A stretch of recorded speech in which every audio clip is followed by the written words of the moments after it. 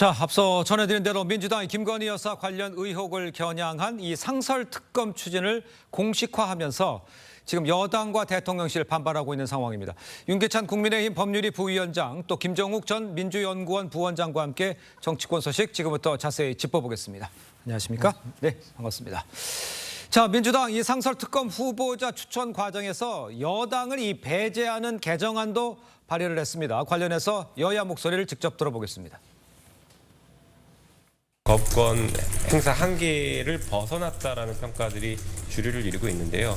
저희가 상설특검 제도를 활용하려고 하는 것이고, 민주당의 상설특검 규칙 꼼수 개정은 지금까지 야당이 밀어붙여온 특검법과 똑같은 문제를 안고 있습니다. 야당이 수사권과 기소권을 독점하겠다는 것입니다. 민주당은 자기 파괴적인 특검 정치를 중단하십시오. 자, 하나하나 좀 따져봐야 할 것들이 많은데요. 우선 여당 추천권을 배제하겠다는 부분을 놓고 지금 국민의힘이 강하게 반발하고 있습니다. 먼저 변호사시니까 법적으로 어떤 문제가 있는 건지 그것만 좀 먼저 설명해 주세요. 일단 상설특검법을 그러니까 상설특검법이 있는데요. 그 상설특검을 작동시키기 위해서는 국회가 의결을 해야 돼요. 예. 근데 국회가 의결하는 사유가 예. 이게 이제 그 불공정하거나 또는 정치적 중립에 문제가 있는 경우에는 국회에서 이제 상설특검을 시작을 하는 거죠. 네네. 근데 그렇기 때문에 그 상설특검 후보 추천위원회가 중요한데 그 추천의 구성은 법에 이제 변협회장, 그다음에 법원행정처장, 법무부 차관 이렇게 세 명이잖아요. 그렇죠. 나머지 네 명은 국회에서 추천하는데 예. 규칙에 보면 여야 동수로 추천하게 돼 있어요. 이게 왜냐하면 중립적이어야 되기 때문에. 예. 근데 이것을 이번에 바꾸겠다는 거거든요. 그 야당이다. 규칙을 바꾸겠다. 그렇죠. 예. 규칙을 바꿔서 사실상 야당이다 추천권을 행사하겠다. 그러면 이제 4대 3이 되잖아요. 예. 이게 원래 상설특검법의 입법 취지와 반한다는 거죠. 왜냐하면 정치적 중립성을 이유로 해서 상설특검을 발동시키는데 네네. 그 상설특검 후보 추천위 구성을 예. 정치적 중립에 위반되게 바꾼다는 거거든요. 예. 그러니까 앞뒤가 안 맞다는 거기 때문에 이 부분은 글쎄 국회에서 법을 만드는 데 있어서 본인들이 만든 법에 예. 위배되는 규칙을 만든다는 거기 때문에 예. 이건 자가당착이다 이렇게 생각됩니다. 알겠습니다. 자, 아까 좀 전에 그래픽이 아주 정리가 잘 된 것 같은데 그래픽을 다시 한번 띄워주시죠. 저희가 그러니까 국민의힘이 그 추천을 받아서 들어갈 수 있는 저 두 자리를 그러니까 규칙을 바꾸면 지금 바뀌어서 그 조국 혁신당과 진보당이 이제 들어와서 할 수 있다. 이렇게 지금 바뀔 수 있다는 얘기인데 자, 이제 다수당을 차지하고 있는 민주당이 저렇게 추진을 해버리면 다수당이 많아서 추진을 해주면 저렇게 대응할 방법 같은 건 있습니까? 없습니까? 일단 저게 이제 운영위원회에서 그 규칙은 의결이 됩니다. 근데 예. 본회의까지 가야 돼요. 그러니까요. 어쨌든 운영위원회 단계에서는 이제 안건조정위원회를 거쳐서 네. 어떤 국민의힘이 헌법소원에 이 회부할 네네. 근거를 마련한 뒤에 만약에 이게 이제 통과되겠죠. 통과되게 되면 그러니까 헌법 소원 등을 제기할 방안이 하나 있고요. 예. 또 하나 이제 대통령이 저기서 후보 추천에서 2명을 추천하게 되면 대통령이 그 중에 1명을 임명해야 됩니다. 그렇죠. 근데 임명을 안 하는 방법도 있어요. 임명을 안 합니까? 예, 예를 들어서 임명을 안 하게 되면 강제할 수 있는 조항이나 수단이 없습니다. 그러니까 임명을 헌법재판소의 판결이 나오기 전까지는 안 하는 방법도 있죠. 아, 알겠습니다. 어떻게 할지는 뭐 지켜봐야겠습니다만 일단요, 이 민주당은 기존의 이 김건희 여사 특검법과 동시에 이제 상설특검까지 이제 추진하게 나서니까 또 이 추진 시기가요 공교롭게 11월입니다. 이 11월은요 이 대표 선거 1심 선고를 앞두고 있는 그 11월 달이잖아요. 그러니까 일각에서는 뭐 이거 사법 리스크를 희석시키려는 거 아니냐 뭐 이렇게 지적도 하고 있는데 어떻게 받아들이세요? 일단 뭐 이재명 당대표 사법 리스크 이전에 국회 규칙 개정 문제 같은 경우는 예외 조항을 두는 거예요. 대통령의 가족과 연루된 사건에 대해서는 집권 여당이 여기에 추천권을 갖지 않는다라는 예외 조항이기 때문에 전체는 아니란 말씀 하나 드리는 거고. 그러니까 법적으로 문제가 없다 그런 얘기를 하시는 건가요? 그러니까 예외 조항이 예외 별도의 조항이 있기 때문에. 이걸 집어넣는 거라는 예, 거 말씀을 드리는 거고 또 하나는 2016년 박근혜 특검과 그다음에 드루킹 특검과 관련해서는 네네. 지금 야당이 다 추천권을 가졌어요. 그러니까 제가 볼 때 이것은 선례가 없는 것이 아니라는 말씀 하나 드리는 것이고 예. 그다음에 이재명 당대표 사법 리스크를 계속 국민의힘에서는 주장을 하시는데 일단 이 최근에 이 대통령 부인에 대한 특검에 대해서는 국민의 압도적인 다수가 찬성을 하고 있습니다. 예. 그렇다면 국민의 압도적 다수가 그래서 이재명 당대표의 사법 리스크를 희석시키려고 거기에 동의하는 건 아니라는 생각이 들고 예. 핵심적인 내용들은 많은 의혹들이 제기되고 있고 예. 거기에 대한 증언과 증거들이 지금 나오고 있는 상황인데 대통령의 거부권 행사 때문에 네네. 진실이 붙일 수밖에 없는 상황들이 분명히 존재하는 거 아니겠습니까? 예. 그럼 진실은 밝혀야 되는데 지금에 있는 현행에 있는 특검법과 관련해서는 대통령이 계속 거부권 행사하니 거부권을 행사할 수 없는 상설특검이라는 것을 통해서 이걸 추진하려고 하는 거기 때문에 예. 이 부분을 계속 이재명 당대표의 사법 리스크랑 연관 짓는 것은 이것 또한 제가 볼 때는 국민의힘 여당의 정쟁이라고 생각이 듭니다. 알겠습니다. 근데 예. 특검 자체가 이제 아까 이 상설특검 규칙안 있잖아요. 후보 추천의 규칙안을 바꾸는 것도 문제지만 그 상설특검을 이렇게 수사 대상을 적시한 걸 보면 이게 말도 안 되는 거예요. 예를 들어서요. 지금 그 이종호 씨가 관련된 것들은 다 김 여사가 배후에 있다고 보고하는 거거든요. 아, 예. 그러니까 예를 들면은 뭐 삼부토건 주가 조작 사건, 그 삼부토건 삼부 체크해라 이 한 단어 하나 갖고 예. 마치 삼부토건의 주가 조작에 김건희 여사가 개입돼 있다 예. 이렇게 그냥 연결시켜 버린 거잖아요. 예. 그다음에 그 마약 세관 조사 관련돼서요. 뭐 그 경무관이 어떤 연관돼 있다고 지금 의혹 제기된 거란 말이죠. 예. 그 경무관 관련돼서 단체 채팅방에 이종호 씨가 관련돼 있다. 그러면 이종호 씨가 관련돼 있으니까 김 여사가 뒤에 배우기 있겠거니. 이렇게 추정하고 그냥 하는 거예요. 근데 국회 증감법 위반 이거 고발하면 됩니다. 원래 법에 이렇게 돼 있잖아요. 네네. 근데 이걸 갖다 바로 특검 대상으로 삼는다. 예. 이걸 누가 동의하겠어요. 예. 그러니까 말씀하신 것처럼 그건 수사의 영역이잖아요. 근데 수사를 하는 상황 관련해서 검찰의 수사 행태를 보십시오. 대통령 부인이기 때문에 형제수사를 하고 있는 상황이기 때문에 예. 현행에 있는 수사기관으로서는 제대로 된 진술을 밝힐 수 없다는 생각이 들기 때문에 예. 그렇게 말씀하시면 대통령이 아무런 무죄라고 생각하시면 특검법 통과시키세요. 예. 그럼 특검을 통해서 밝히면 그만인 거잖아요. 자, 이게 알겠습니다. 이런 예. 거 똑같은 거예요. 일반 국민 보고 자, 검찰이 소환해서 피해자 나오세요. 내가 혐의가 뭡니까? 일단 나와서 밝히세요. 떳떳하면 나오세요. 이게 말이 됩니까? 예를 들어서요. 삼부특검 주가 조작 사건에 김건희 여사가 개입돼 있다는 게 단추 하나라도 제시를 하고 특검을 발의하든지 해야 될 거 아니에요. 알겠습니다. 제시 못 하고 있고. 알겠습니다. 그다음에 경무관 사건도 아니, 제시가 마찬가지예요. 못한다고 말씀하세요. 정황 증거라는 게 다 나와 있는 상황이죠. 어떤 정황 증거가 수사는요. 정황이라는 증거를 가지고 인지해서 수사를 하는 거예요. 그걸 안 하고 있으니까는 특검이나 상설특검을 제기하는 거죠. 알겠습니다. 이 부분에 대해서는 지금 수사 대상에 저 삼부토건 관련해서 몇 가지 항목들이 있잖아요. 저게 이제 적절치 않다는 얘기를 좀 해주시는 것 같고요. 뭐 규칙을 뭐 바꾸는 그거와 떠나서 저 지금 수사 대상에 포함되어 있는 저 세 개 항목에 적절치 않다는 얘기를 지금 변호사께서는 해주시고요. 그런데 이 지금 특검이 지금 계속 공전되는 상황에서 쌍특검이 되는 상황이잖아요. 상설특검은 가동돼서 가고 개별 특검은 이제 또 이제 제약이 많기 때문에 실효성 의문이 들긴 합니다만 지금 상황에서 이 양쪽에서 다 이제 특검 또 발휘하실 거잖아요. 그죠? 그러니까 두 개를 다 가는 상황인데 이 상설특검의 실효성 여부는 어떻게 보십니까? 저는 민주당이 이 상설특검이 만약에 실행이 돼서 대통령이 임명을 한다고 쳐요. 네. 그렇게 되면 수사 실적은 나오지 않습니다. 제가 말씀드린 그런 이유 때문에 그래요. 이제 김건희 여사가 거기에 개입돼 있다는 게 전혀 안 나오는 상황이기 때문에 그렇다면 예. 왜 하느냐? 네네. 아까 말씀하신 것처럼 저는 개인적으로 이재명 대표의 이제 이 11월 달에 나올 재판 결과 때문에 예. 당내가 느슨해지거든요. 그럼 진보층을 결집시키려는 목적이 하나 있는 거고요. 네네. 또 하나는 마중물 역할을 하려고 하는 거예요. 그러니까 본인들이 요거 원래 목적인 특검을 네네. 관철시키기 위해서 관철시키려고 그러면 대통령 거부권을 넘어서는 국내심의 일부 이 의원 이탈이 돼야 되잖아요. 네네. 그 의원 이탈에 마중물을 붓기 위해서 이거 두 개를 추진하고 있다. 그렇기 때문에 이 부분은 굉장히 정략적인 것이죠. 원래 특검의 제도적 목적을 벗어나는 거기 때문에 예. 이 부분은 이제 쉽고 해야 된다 이렇게 생각합니다. 자, 그럼 제가 이렇게 질문 드릴게요. 지금 이제 상설특검 가고 그다음에 이제 김건희 특검 재발의하고 이렇게 가는 것 따라서 그럼 상설특검 같은 경우에 이게 사안별로 이렇게 계속 갈 수 있는 상황이잖아요. 그렇게도 갈 수 있습니까, 지금? 그러니까 이거 제가 안 되면 또 딴 거 이렇게 할 수 있는 상황입니까? 이걸 우회하게 된 가장 중요한 배경은 뭐냐면 국민들의 압도적 다수가 대통령 부인에 대해서 의혹이 있다라고 제기하고 있는데 예. 대통령은 거부권을 행사하고 있고 집권 여당은 108명 중에 104명이 재결에 대해서도 계속 예를 들면 반대라는 상황들이 벌어지기 때문에 의혹을 밝힐 수 있는 수단이 아무것도 없는 거예요. 예. 그러니까 그러면 국회의 다수가 특검이 필요하다라고 의결을 했는데 대통령은 본인 부인의 문제와 관련해서 계속 거부권을 행사해서 수사조차 할 수 없게 만드는 상황과 관련해서 이 부분을 돌파할 수 있는 방법이 뭐가 있을까라고 하는 고민을 한 것이고 예. 그 고민 과정에서 상설특검이라는 방안이 나온 겁니다. 그렇다면 이 문제를 해결할 수 있는 유일한 방법은 뭐냐면 소위 국민을 대의하는 국회에서 통과된 특검법안에 대해서 특히 대통령의 가족과 관련된 부분에 대해서 스스로가 과거 검찰총장 시절에 살아있는 권력에 대해서 더 엄정한 수사를 하겠다고 하는 자기 원칙에 맞게 예. 그걸 실행하시면 이런 문제가 생기지도 않아요. 알겠습니다. 특검을 할 수밖에 없는 상황이다. 상설 특검이라도 해야 된다는 상황이다. 이렇게 설명해 주시는 것 같습니다. 자, 한번 지켜보죠. 자, 계속해서 다음 이야기로 가보겠습니다. 국정감사 둘째 날인 어제도요. 여야는 각각 이재명 대표와 김건희 여사를 겨냥한 공방을 이어갔습니다. 권익위를 대상으로 한 이 정무위 국감 영상을 한번 직접 보고 이야기를 이어가겠습니다.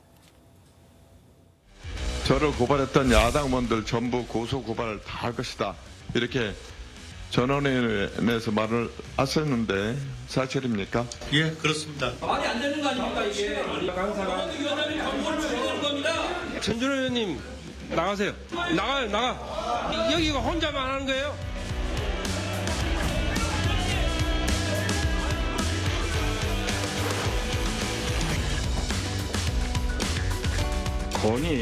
권익위원회라고 부르고 있습니다. 권익위가 이 김건희 여사 명품백 사건 하나 막아낸다고 해서 김건희 여사 비리 전체가 방어되지 않을 겁니다. 충분히 처리할 수 있음에도 불구하고 이거는 과잉 진료였다. 이재명 대표에 대해서 과잉 충성한 것이 아닌가.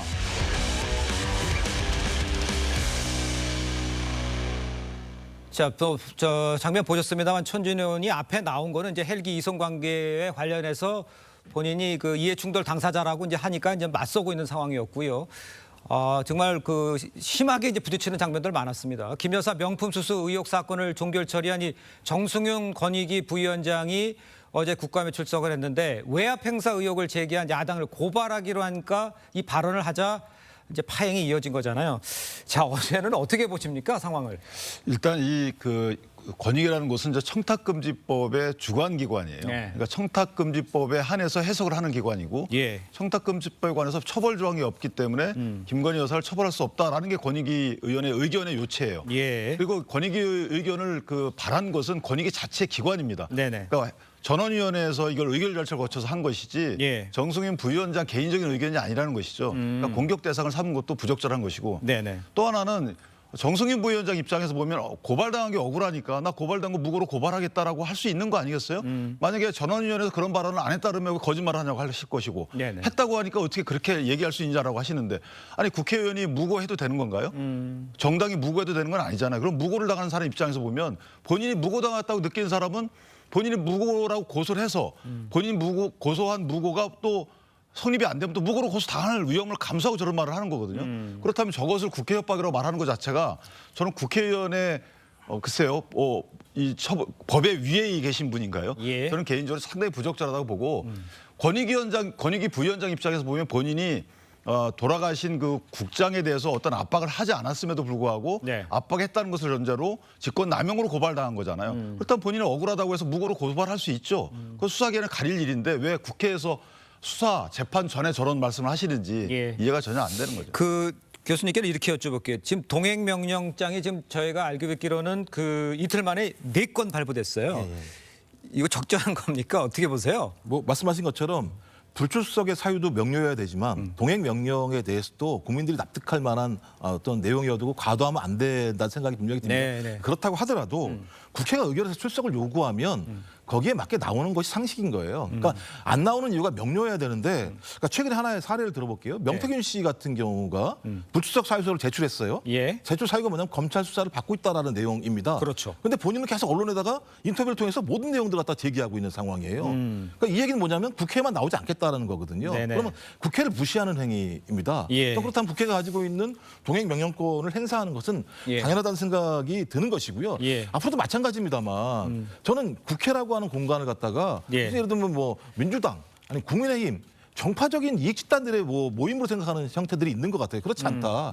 국회에서 다수결에 의해서 결정된 사항에 대해서 집행한 내용들은 거기에 해당하는 사람들은 존중하려고 하는 태도가 보여야 되는데 예. 아까 그 국민 권익위도 마찬가지입니다만 어느 순간부터 저희 국가기관들이 국회에 나와서 발언하는 행태를 보면 예. 국회를 무시하는 모습들이 되게 많이 있습니다. 알겠습니다. 아니, 국민을 무시하면서 어떻게 자기들의 공공기관으로서의 역할을 하겠다고 얘기하는지 좀 스스로 돌아봤으면 좋겠습니다. 알겠습니다. 자, 명태균 씨 얘기는 잠시 뒤에 좀 하고 하고요. 요 하나만 먼저 확인을 좀 해보도록 하겠습니다.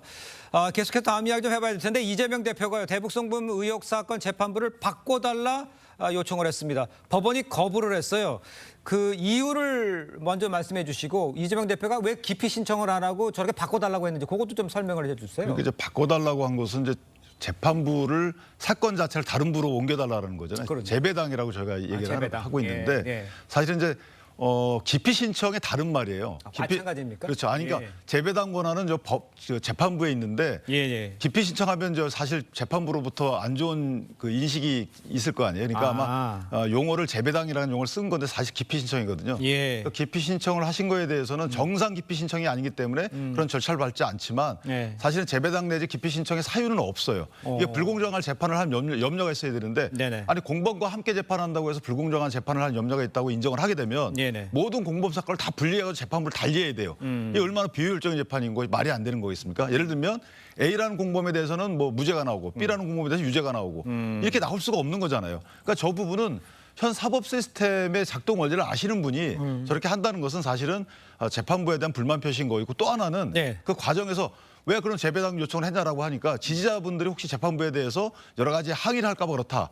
이거는 재판부에 대한 명백한 협박이죠. 그리고 어떻게 보면 나쁘게 얘기하면 예. 협박에 대한 뭐 선동 이렇게도 익힐 수 있는 대목이기 때문에 저런 말씀하시면 안 돼요. 알겠습니다. 이 부분에 대해서 뭐 특별히 하실 말씀 있으세요? 제 생각에도 좀 누군지 모르겠습니다. 이재명 대표 측 측근이라고 해서 재판부에 대한 신상 공격이 우려된다 이렇게 말을 한 건 제가 볼 때는 오해를 살 수 있을 만한 내용이 있는 건데 핵심적인 내용은 그런 겁니다. 그러니까 이화영 재판부가 지금 재판을 하고 있는데 이화영 전 부지사에 대한 재판 과정에서 보면 소위 이 김성태 씨를 비롯하고 있는 진술인들, 네. 그러니까 이화영의 반대 측에 있는 사람들의 진술들은 대부분 수용하면서 예. 소위 변호인 측이나 이화영 측에서 제기하고 있는 다양한 증거를 수용하지 않았던 사례들이 분명히 있기 때문에 예. 소위 기피 신청은 하나의 권리적 상황이기 때문에 네. 기피 신청을 통해서 과거 재판부가 보여왔던 좀 불공정한 재판 과정에 대해서 문제 제기하는 측면에서 제기된 것이지 예. 이거 예를 들면 이렇게 했다고 해서 뭐 이재명 대표를 지지하는 사람들이 신상 공격을 할 것이다라고 그런 건 제기하는 아니다? 것은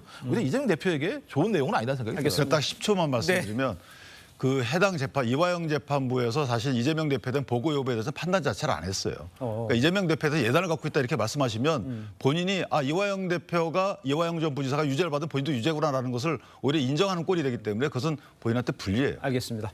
자, 다음 소식도 빠르게 짚어보겠습니다. 김건희 여사 이제 공천 개입 의혹 핵심 관련자인 명태균 씨와 한동훈 대표 공격 사주 의혹을 받는 이 김대남 전 대통령실 행정관. 보도가 연일 나오면서 지금 여당이 아주 뒤숭숭한 분위기죠. 명태균 씨 관련 여야 입장을 한번 좀 들어보겠습니다. 일방적인 지금 얘기들이 알려지고 있는 거 아닌가 이렇게 생각합니다. 저는 뭐 그렇게 신빙성에 무게를 두지 않고 있습니다. 뛰는 천공 위에 나는 명태균입니까? 요즘 김건희는 정권 실세, 명태균은 비선 실세라는 말이 돌아다닙니다. 도대체 이 사람이 누군지 지금 이 명태균 씨가요 언론 인터뷰를 통해서 검찰 조사를 받게 되니까 한 달이면 하야하고 탄핵일 텐데 감당되겠냐 이러더니 뭐 하루 만에 농담이다 이렇게 얘기를 했어요. 글쎄요 이거를 어떤 식으로 지금 국민의힘에서 보고 있습니까? 일단 명태균 씨 본인이 이제 수사를 받고 있기 때문에 본인 입장에서 모든 말을 하고 상황을 주시하겠죠. 그렇다면 저런 말들이 본인한테 어떤 도움이 될지에 대한 이제 여러 가지 판단하에 하는 말이다. 그래서 뭐 진실을 말할 수도 있지만 진실이 아닐 가능성도 크기 때문에 쌍방 말을 들어봐야 되는 거 아니겠습니까? 네네. 그렇다면 대통령실 입장에서 보면 대선 전에 경선 단계에서 한두 번 만났다 이렇게 얘기를 하고 있어요. 몇 번 만난지 수치는 명확히 밝히고 있지 않지만 그다음에 이제 김건희 여사가 아마 여러 가지 이제 SNS로 좀 그 소통을 해왔던 것 같긴 합니다 보니까. 네네. 근데 대통령 기준으로 보면 그 이후에 대통령 당선인은 안 만났다는 거기 때문에 맞아요. 사실 그걸 기준으로 보면 명태균 씨에 의한 국정농단이야 이렇게 보는 것은 말이 안 맞는 거고요. 또 하나는 여론조사 비용을 대납했다 이 부분도 앞뒤가 안 맞아요. 그 당시에 국민의힘 입장에서 보면 여론조사 비용을 다 신고를 하거든요. 네네. 거기에 명태균 씨 비용이 만약에 들어가 있다면 저 말이 맞죠. 근데 안 들어가 있기 때문에 일단 그렇게 보는 것은 좀 과장된 시각인 것 같고 또 하나 2022년도 보궐선거 당시 김영선 씨 그 의원을 공천했는지 여부는 대통령실이 관여했다고 보기 상당히 어려워요. 그 당시 당대표는 이준석 당대표였고요. 이준석 당대표와 대통령실 간의 관계는 그다시 좋지 않았거든요. 그렇다면 대통령실이 여론조사 그 비용 어떤 조건으로 공천에 개입했다 이렇게 네. 보는 것은 상당히 아직까지는 무리한 시각이다. 네, 알겠습니다. 무리하고 좀 신빙성에 의심이 된다 이렇게 얘기를 하고 있는데 주변에 있었던 인물이라서 조사는 좀 해봐야 된다 이런 입장이십니까? 민주당에서는요? 아니, 지금 핵심적인 내용들은 대통령과 명태균 관계가 아니고요. 네. 대통령 부인과 명태균 관계가 더 핵심적인 내용이에요. 제가 어떤 유튜브에 가서 그분하고 명태균 씨하고 직접 통화한 내용이 있어요. 그 내용에 의하면 아니 교수님이 명태균 씨하고 통화를 했다. 네, 유튜브 채널에서 직접적으로 한 70분 정도 통화를 같이 했던 내용이 있는데 네네네. 거기 보면 대통령 부인과 6회 정도 본인이 통화했다는 내용들을 실제적으로 얘기했었고요. 네. 그다음에 본인 자기 입으로 네. 그 아크로비스타 사저 구조를 잘 알고 있다.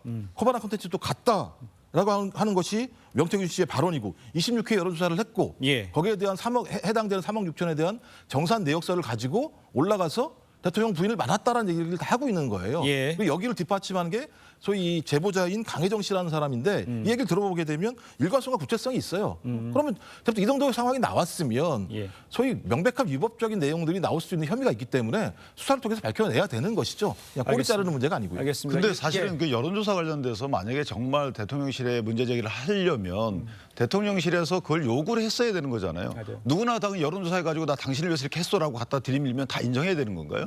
상의를 하고 그다음에 그걸 요구를 하고 이런 것들이 나왔어야지. 사실은 이제 대통령 당선 가능성이 큰 분한테 가가지고 나 이렇게 당신 도움 드렸으니까 앞으로 나 봐주쇼 이렇게 하면 다 문제가 되는 건가요? 알겠습니다. 그런 시각에서도 봐야 된다. 그건 야당이 얘기한 게 아니고요. 예, 예. 명태균 씨가 알겠습니다. 내역서면서 올라갔다는 얘기를 한 거예요. 자 이제 문제는 핵심적인 내용들. 왜 저희들한테 문제 자, 제기를 알겠습니다. 하십니까? 지금 지금과 문제는 그 이 명태균 씨와 관련해서 이 사람이 좀 계속 이야기를 하고 있기 때문에 국감에서도 어떤 이야기가 또 튀어나올지 이 기간 중에 좀 저희가 좀 지켜봐야 할 것 같습니다. 자, 두 분 말씀은 오늘 여기까지 듣겠습니다. 고맙습니다.